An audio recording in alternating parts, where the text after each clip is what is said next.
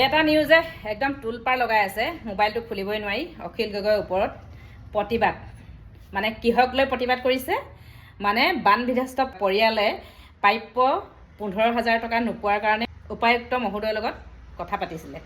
সেই কথাখিনিকে মানে বেয়া ব্যৱহাৰ কৰিছে বুলি কৈছে।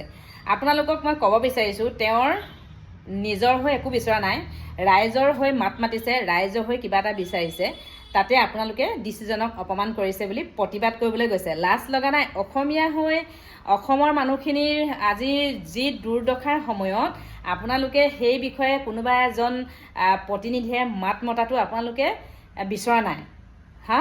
আৰু যিখিনি বানপীড়িত মহিলা হিচাপে ময়ো ক'ব বিচাৰোঁ, যিখিনি আমাৰ বানপানীয়ে শেষ কৰি থৈ গ'ল, তাৰ দুখত আপোনালোকৰ অকণো দুখৰ অনুভৱটো নায়েই।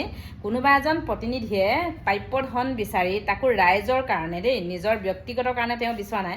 আৰু মই আজিলৈকে কোনো ৰাজনৈতিক মানুহৰ হৈ কাৰোবাক মই ভিডিঅ' বনোৱা নাই, আৰু যাক বেয়া দেখিলে মই বেয়া বুলিয়ে কওঁ, ভাল দেখিলে মই ভাল বুলিয়ে কওঁ। কিন্তু আজি এই কথাখিনি মই বেয়া দেখিছোঁ। আৰু অসমীয়া মানুহ হৈ এজন উপায়ুক্তৰ, তেওঁ এজন হিন্দীভাষী মানুহ, তেওঁ আমাৰ দুখৰ কি অনুভৱ বুজি পাব? আপোনালোকে কওকচোন।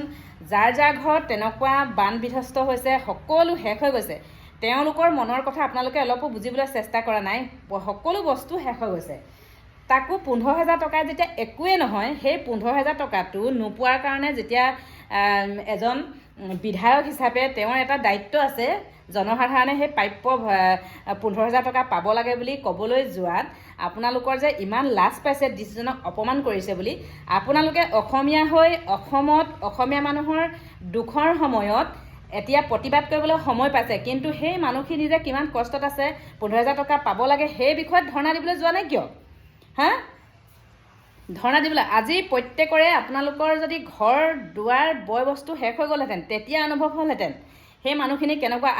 আজিলৈকে কিছুমান বানপীড়িত ঠাইত আজিলৈকে যাব পৰা নাই মানুহৰ ঘৰলৈ, আপোনালোকে গম পায়নে? আৰু এজন বিদেশী বনিয়াক লৈ আপোনালোকে অপমান কৰাটোক আপোনালোকে লাজ পাইছে, কিন্তু আমাৰ বানপীড়িত মানুহখিনিয়ে যে কিমান হাৰাশাস্তিত আছে, আপোনালোকৰ দুখ লগা নাই? লাজ লগা নাই? আলোচনাৰ মাধ্যমেৰে যোনটো প্ৰাপ্য প্ৰত্যেকৰে পাব লাগে বানপীড়িত মানুহে, সেই বস্তুটো ব্যৱস্থা কৰিব লাগে। আপোনালোকে কি কৰিছে? চৰকাৰী টকা খাই, চৰকাৰী চাকৰি কৰি আকৌ এজন বনিয়াৰ, বিদেশী বনিয়াৰ কাৰণে আপোনালোকে ধৰ্ণা দিবলৈ যায়। লাজ লগা নাই? আৰু যদি আমাৰ শিৱসাগৰখনক যদি গুৰুত্ব নিদিয়ে, শিৱসাগৰখন যদি চম্ভালিব নোৱাৰে, তেনেকুৱা উপায়ুক্ত আমাৰ শিৱসাগৰৰ পৰা অতি সোনকালে মানে বদলি হৈ যাওক, তাকে ক'লোঁ।